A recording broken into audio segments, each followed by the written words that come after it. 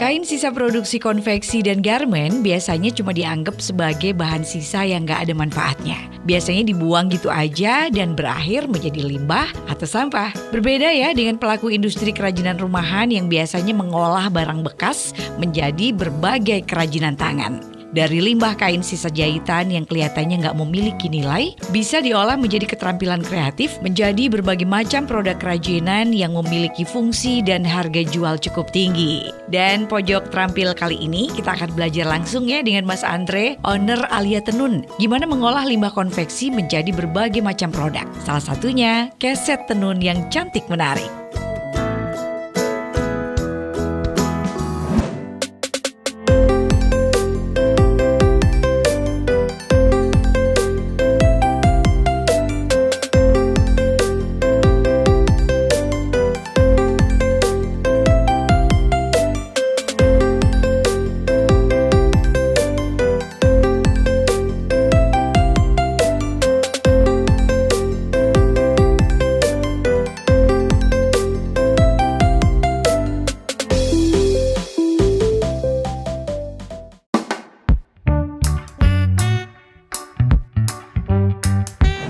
Di Peranggo Alia Tenun yang berada di Jalan Pelita 5, Kertoharjo, Kecamatan Pekalongan Selatan, Kota Pekalongan, berkarung-karung bahan baku keset tenun bertumpuk di ruang depan pemirsa. Awalnya bingung nih, tumpukan tali-tali putih itu buat apaan sih?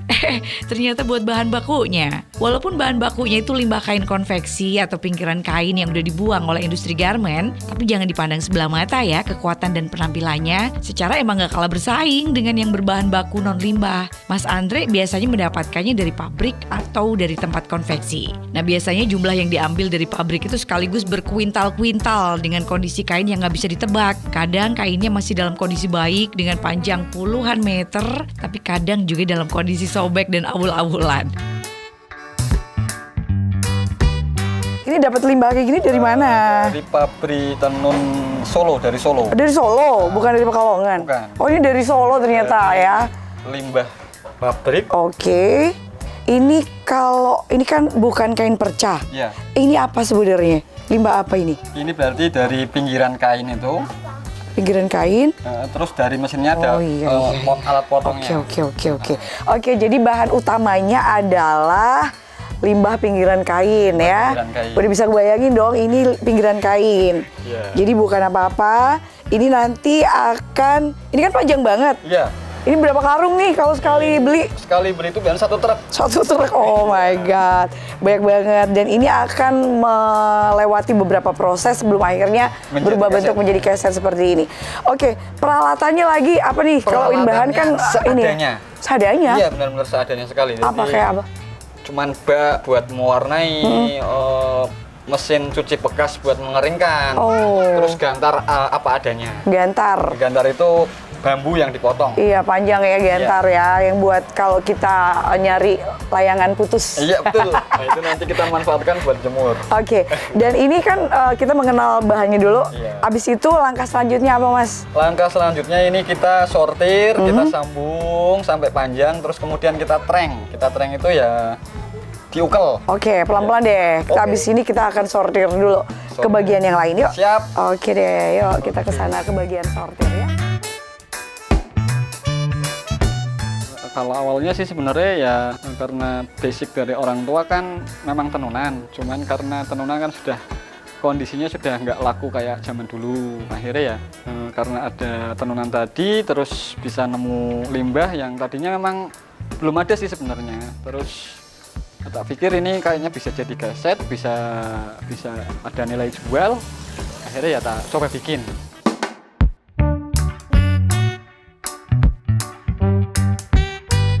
Limbah bahan baku terlebih dulu disortir dengan cara diulur panjangnya. Terus diurai ya dari gumpalan-gumpalan besar. Karena bahan yang didapetin itu kan bentuknya satu gulungan besar tuh. Dimasukin karung. Jadi harus benar-benar diurai supaya nggak ruwet. Untuk kain-kain yang nggak terpakai, nggak lantas dibuang gitu aja, tapi dikumpulin lagi untuk produk lain. Tujuannya tentu aja agar nggak ada limbah yang bertumpuk di lingkungannya. Kalau semuanya pasti kepake, nggak mungkin ada yang nggak kepake ya? Sepasang. Oh, yang ini sepasang. Oh, pasti sepasang. Nah, sepasang. Oke, jadi nyortir itu pemirsa lebih ke karena dapat dari pabriknya kan masih dalam posisi yang berantakan kayak begini, masih saling ikat ya kan. Betul. Nah nanti kalau dijadiin itu susah nanti. Nah, ini di kayak gini. Ini jadi bener-bener, oh gitu, diputus. Diputus biar nggak ada bendokan. Nah begini. Jadi kan rapi. Oh, Terus jadi kita sama dielus gini ya? Iya. Sama dielus-elus. Ini nyortirnya seperti ini kurang lebih. Ya. Nah ini kan dipotong. Untuk motongnya berapa sih panjangnya gitu? Nggak ada batasan ya? Nggak teratur. Oh, jadi terserah aja. Terserah aja kalau misalkan. Oke, ini Mas, lanjutin. Ya oke. Ini masih ruwet kayak begini. Nah, ini kan benangnya dari sana kan ruwet memang. Iya, ruwet. Dan agak, Iya. ini walaupun kita ngomongin limbah, tapi ini bisa dibilang kan hasilnya jauh banget dari bayangan kita yang seperti ini ya. Mungkin kalau orang lihat kan, aduh apa itu? Nggak ngerti. Tadi waktu awal masuk ke sini juga ini apa sih? Ini ternyata bahan utamanya seperti ini ya. Ini kan upahnya per kilo, Mbak. Ini diborongin ke orang? Biasanya kan di sini orangnya upahnya per kilo. Per kilo. Iya, nanti sehari dapat. Kalau di sini di apa namanya di Alia Tenun itu berarti selain keset apa lagi Mas? Keset itu selain keset ada karpet, Ada karpet. matras sajadah, Oke. terus Semuanya dari bahan apa? ya Kalau yang dari ini cuman keset doang? Yang Ini- pemanfaatan limbah ini buat konveksi? karpet bisa, buat matras sajadah juga bisa. Cuman kebetulan ini nggak ada stoknya. Oh nggak ada stoknya, Iya. tapi biasanya juga dipakai untuk itu selain keset cuman ya? pesanan biasanya kan Oke. ukuran tinggal main ukuran tok. Yes. Kalau karpet ukurannya berarti besar. Lebih besar dong, tapi yang jelas bahan utamanya ini ya. Ini, seperti Oke, ini. jadi pemirsa di Alia Tenun sendiri milik Mas Andre itu selain membuat keset dari pemanfaatan limbah konveksi pinggiran kain ini, juga membuat karpet. Karpet, matras sajadah. Iya, matras dan sajadah, tapi hari ini nggak ada. Karena kita mau belajar bikin keset aja. Setelah disortir, tumpukan kain yang bahkan bisa mencapai panjang hingga ratusan meter itu kemudian akan digulung teratur atau istilahnya ditreng atau dikelompok-kelompokkan menjadi pontong-pontong tali. Tujuannya sih tentu saja untuk lebih mempermudah produksi ya, terutama ketika akan masuk ke tahap selanjutnya, yaitu tahap pewarnaan dan penjemuran.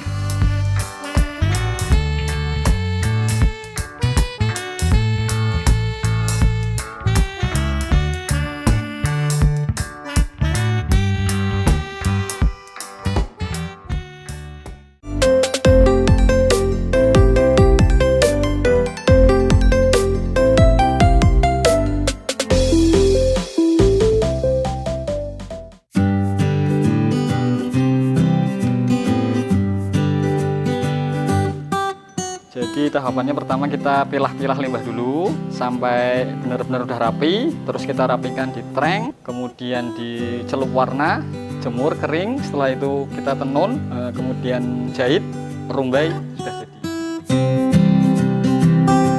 Oke, masih terus bersama saya dan Mas Andre, ownernya Alia Tenun, masih terus melihat bagaimana proses pembuatan keset tenun.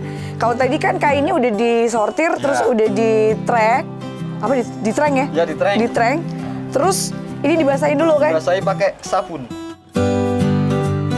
Ya pemirsa, padu padan warna yang eye-catchy itu emang membuat tampilan keset tenun buatan Mas Andre menjadi sangat menarik. Untuk itu, proses pewarnaan emang menjadi tahap yang cukup penting dalam sebuah proses produksi. Jadi harus benar-benar diperhatiin gimana sih cara membuat warna-warna tersebut terserap sempurna dalam gulungan tali benang ya, dan bakal awet alias nggak gampang luntur. Ternyata ada tipsnya juga sih, yaitu penggunaan air sabun colek merek Dangdut. Karena emang mengandung zat tertentu yang bagus banget untuk proses penyerapan warna. Jadi gulungan benang dicelupin dulu seluruhnya ya ke dalam air sabun, kemudian ditiriskan bentar, baru dicelupkan lagi ke dalam wadah berisi racikan pewarna. Biasanya untuk satu treng atau satu gulung benang itu diperlukan sekitar 500 ml larutan pewarna. Nah, pencelupan dilakukan beberapa kali sesuai dengan kepekatan warna yang kita kehendaki. Nah udah, Ini masih dimasukkan satu lagi. dikasih lagi satu ukuran ya. Satu treng, satu cibu. Satu treng, satu cibo. Iya. Sampai akhirnya semua yang ada di sini yang warnanya masih putih itu bisa tercover. Warnanya kuning banget, kuningnya lucu. Kalau untuk warna-warna kayak gitu yang nentuin Mas Andre berarti ya? Iya. Oke. Biasanya tergantung pesanan juga, Mbak. Ya, saya bantu. Oh, ini gini. Ada lagi nggak? Satu lagi? Satu lagi. Satu lagi ya. Oke. Ini warnanya seperti ini pemirsa.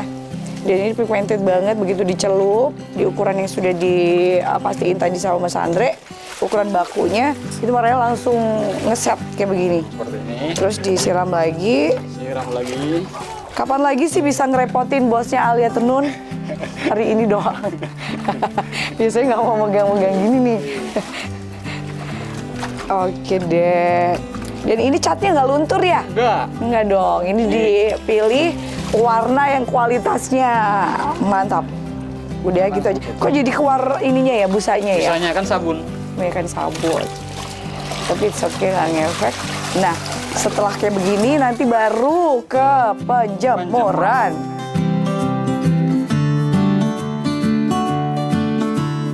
Setelah semua gulungan benang tadi diwarnain, berarti tinggal dijemur doang kan? Tapi biar cepat kering, nggak kelamaan di bawah terik matahari, dimasukin terlebih dahulu ke dalam mesin spinner atau pengering, kurang lebih 1 menitan lah. Kayak pakai mesin cuci gitu loh. Dikeringin dulu, baru dijemur, biar keringnya itu cepat.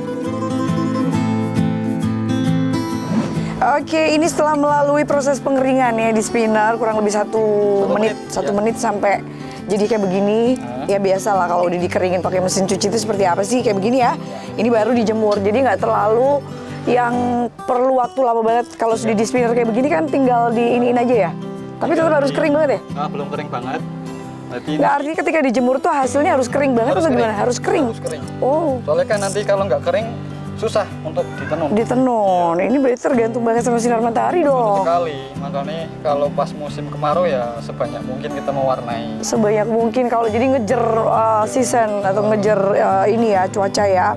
Soalnya ini ketika walaupun udah di spinner atau sudah dikeringin pakai mesin cuci, ini kan masih ames. Masih amas. Masih ames kan, masih setengah basah kayak begitu. Sementara ketika harus masuk ke tahapan penenunan itu harus kering banget. Ya udah kita jemur ya. Oke. Saya bantu jemurnya. Jemurnya gimana sih? Pakai teknik kayak gini di belakang gini. Jemur nggak cuma sekadar jemur aja, pemirsa, harus pakai teknik. Seperti ini. Ya ini banyak nih bambu-bambu. Oh dimasukin gitu ya? Oh iya, terus dilepas. Nah, baru digeser. Geser. Seperti ini ditata. Kalau lihat yang sana kayak tertata banget. Nah seperti ini berarti dilepas lagi talinya. Kita jembreng lagi. Ini kita jembreng lagi bener-bener supaya nanti keringnya merata ya.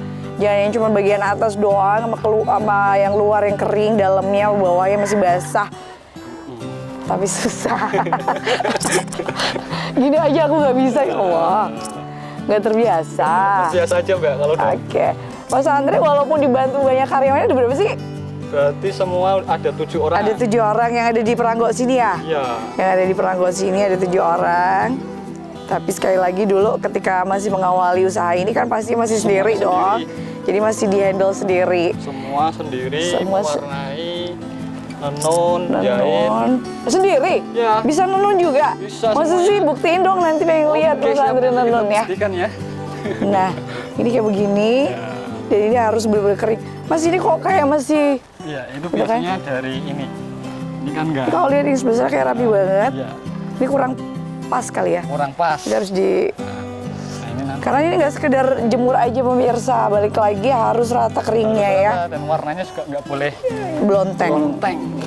Pernah nggak kejadian di waktu dicelup rata, terus ketika habis dijemur jadi warna blonteng gitu mas? Itu pernah. Kenapa itu karena? Biasanya karena peracikan obatnya salah dari awalnya. Kadang kan lupa. Oh. Jadi kalau ngeracik obatnya betul, insya Allah benar. Insya Allah betul. Ya. Dan kalau di sini yang bagian ngeracik itu semuanya Mas Andre atau sudah ada karyawan yang dipercaya untuk ngeracik? Kalau sekarang sudah ada, kalau dulu saya sendiri. Sekarang udah enak ya, Iya. tinggal menikmati hasil aja ya. Oke, kita tunggu selama kurang lebih seharian lah. 4 jam. Oh 4 jam sampai benar-benar kering ya? Iya, Kirain 4 jam. seharian. Apalagi hari ini panas banget, cuacanya juga mendukung. Jadi kita tunggu selama kurang lebih 4 jam sampai benar-benar kering. Setelah kering nanti diambil, nanti masuk ke Tenun. tenun. Kita ke dalam, ke tenun. Oke, Yuk. mari.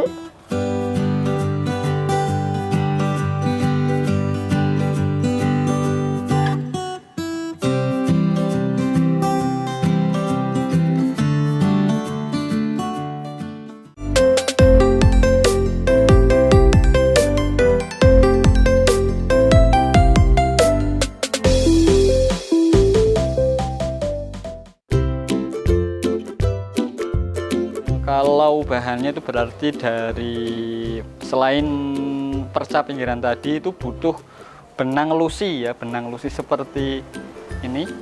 Nah, ini benang, terus obat pewarna, terus limbah dari buatlis itu, limbah kain mori.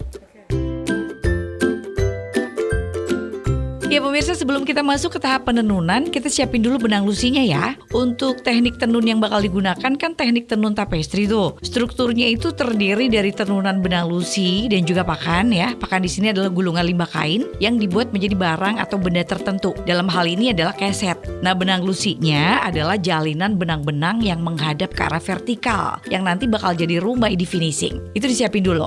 Kita bongkar gulungan benang yang udah diwarna dan udah dijemur kering untuk kita jadikan sebagai benang pakan yang kita masukkan ke dalam skoci yang mengarah horizontal dan menjadi bagian dari benang yang membentuk bidang gambar atau paduan warna. Pelan-pelan kita tenun sesuai dengan ukuran yang sudah kita tentukan. Oke pemirsa, inilah kenapa keset bikinannya Mas Andre namanya keset tenun ya. Karena harus melewati proses penenunan gitu. Jadi aku agak nyelip-nyelip ke sini nih. Sangat manual sekali. Sangat manual sekali, pakai alat tenun bukan mesin atau ATBM ya. Dan bagaimana untuk proses penenunan ini, karena saya nggak ngerti secara teknis, istilah-istilahnya nanti dijelasin langsung sama Mas Andre. Ayo Mas Andre jelasin ke pemirsa. Jadi sama nggarap sama jelasin. Sama jelasin. Oh, ya. Berarti ini jadi kan pertama gimana? seperti ini, kita masukkan ke skoci. Ini namanya skoci, Mbak. Oh, itu skoci namanya. Kayak kapal bentuknya. Iya, skoci. Kapal skoci. Dimasukin. Seperti ini. Terus nanti di kakinya diinjak sebelah sini. oh, ada pedal. Di pedal. Ya, ada pedal. Main drum ya. Seperti ini. Ini kalau ada Masukin. sambungan besar nanti kita potong seperti ini. Oh, masukin skoci lagi, lempar aja skoci ke Lempar dalam. lagi. Terus di Nah, ini kalau ada sambungan kayak gini kita potong, dirapikan. cara ngerapinya gimana? Ini udah. Oh, cuma gitu doang. Oh. Jadi ketika nanti menemukan ada sambungannya dipotong sama Mas Andre, terus dirapiin aja, dipasin, terus ditrap pakai ininya ya. Ini namanya apa ya? Goyangan. Goyangan. Kan bergoyang-goyang. Istilahnya ada skoci, ada goyangan juga. Goyangan. Jangan lupa kakinya main di pedal. Ini kakinya. Nah gitu. Jadi,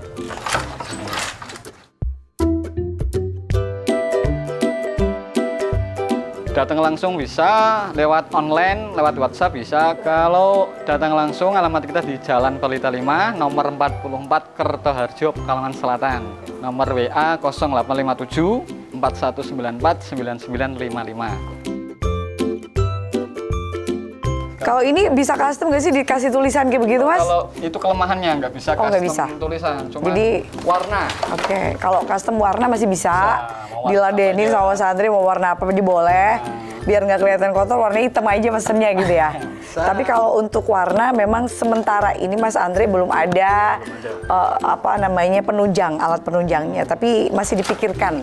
Rencana ke depan mungkin ada tulisan-tulisannya gitu. Ya. Jadi setelah ini kita potong jadi dua. Ini berarti jadinya ya? Iya. Ini jadinya nih pemirsa nih yang udah ditenun sama Mas Andre. Udah seperti ini 60 kali 40 dan nanti akan melewati proses pemotongan, Terus dijahit. dijahit dan dirumbai. Kita ke mana lagi nih? Ini ke depan. Ke depan lagi? Oke, yaudah ya kita ke depan yuk. Ayo.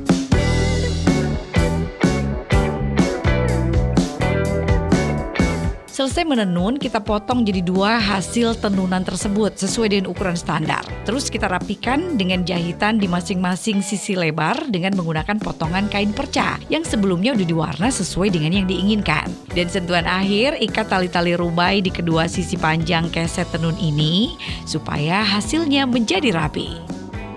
Nah ini kan kalau sudah dari tenunan kan panjang kayak gini Mbak. Ya, ini 60-40 ya? 120 cm. Oh, 120. Ini ke sana 40 cm. Oh, ini 120 ya pemirsa Iya. panjangnya, terus lebarnya 40 cm. 40 cm. Nah nanti Dipotong jadi dua. Ini motongnya kayak gini. Tapi kalau misalnya ada yang pesen panjang segitu nggak apa-apa Oh, dong? nggak apa-apa. Iya, jadi Malah kan sering. kadang ada rumahnya gede ya, pintu masuknya gede, Ada jadi yang malah 120 kali Oh, ada? 60. Ada? Ada. oke Makanya deh. itu. Kalau yang bikin yang biasa standar berarti 120 60 kali 40. 60 kali 40. Iya, Oke, itu 60 ya, karena standar. 120 ini dibagi dua. Nah ini kayak begini nih, dipotong jadi 2, dipotong aja. Dirapiin aja, biar Dirapiin, kan nggak susah. biar ya. Ini kayak Oh jadi pinggirnya tetap dirapiin Iya, pemirsa? dirapiin, nanti buangannya ini kan bisa buat isi bantal, asli boneka. Oh iya? Iya. Ya ampun, nggak ada yang terbuang percuma bener-bener di Buang. tangannya Mas Andre ya. Nah, kita Dipotong aja. potong dua kayak gini. Pakai- Ini motongnya satu-satu gitu Mas? Iya. Oh kirain jadiin satu terus pakai ada alat pemotongnya itu nggak ya? Ya kadang kayak gitu. Kadang kayak gitu kalau memang ngejer ya, ngejer setoran ya. Nah udah, kayak begini aja. Jadi dipotong aja pakai gunting biasa. Cuma kan masih kacau ya, Iya. pinggirnya masih belum rapi. Tapi nanti dilis dan sama Dilis dirumbai. dan dirumbai. Ya. Ini ngelisnya pakai perca kayak Perca, begini. ya. Contohnya ini yang udah dilis nih, Mas kasih lihat. Ini kan nanti dilis kayak gini. Lalisnya itu juga pakai kain perca. Nanti kita cuci pakai sabun. Habis bersih nanti diwarna. Diwarna sesuai.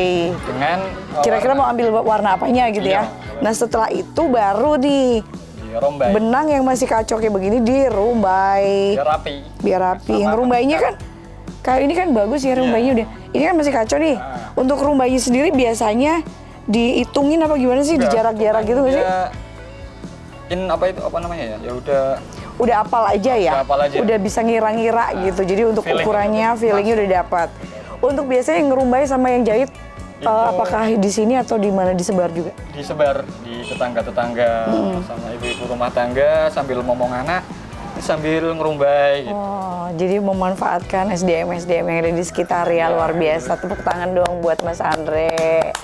Iya, Mas Andre, ya Allah terima kasih banyak ya, Ya, sama-sama. udah ngajarin kita tim pojok terampil, pemirsa juga pastinya yang pengen mungkin di rumah mereka ada waktu luang, ada bahan-bahannya. Misalnya di rumahnya nggak ada bahan kayak begini, bisa nggak sih pakai bahan lain untuk Bisa bikin sih keset? sebenarnya apapun bisa dijadikan bahan asalkan kreatif. Pokoknya kan kalau karena kita tinggal di lingkungan Pekalongan ya, khususnya Pekalongan kan kota batik, jadi Yes. pasti banyak limbah-limbah dari kain batik. Iya. Begitu juga kalau Pekalongan kan kota tenun, otomatis akan ada limbah tenun. Tenun. Kalau misalkan teman-teman yang tinggal di misalkan kota-kota yang menghasilkan kayak lemari kayu kan berarti ada limbah kayu kan. Oke, Bisa jadi pokoknya intinya jalan aja, Ya, inovasi, kreatif kreatif aja seperti Mas Andre.